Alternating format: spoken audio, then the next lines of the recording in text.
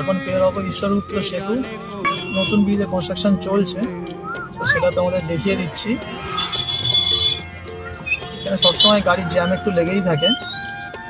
অবশ্য এখানে heavy vehicles চলার এখন চালু হয়নি সেইভাবে, তো 4 চাকা এবং বাইকেরই চলাচল আছে। চলছে টোল,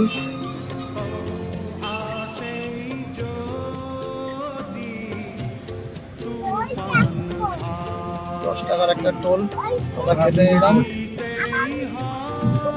ভাঙা ব্রিজের টোল। বাবা ঠিকই বলেছেন। এই যে দেখছো এলএনটি কনস্ট্রাকশন করছে নতুন ব্রিজের, খুব তাড়াতাড়ি এটা চালু হয়ে যাবে এবং কল্যাণী হিমসে যাওয়ার রাস্তা একদম স্মুথ হয়ে যাবে। এবং কলকাতা থেকে কল্যাণী আসার রাস্তা তো তোমরা জানোই খুব স্মুথ হয়ে গেছে এবং খুব অল্প টাইমের মধ্যেই আসাও যায়। তো এই ঈশ্বরগুপ্ত সেতুর যে রিকনস্ট্রাকশন হচ্ছে পাশে, সেটা হয়ে গেলে কিন্তু আরো আমাদের সুবিধা হয়ে যাবে। এখন পার হচ্ছি গঙ্গা, জয় মা গঙ্গে।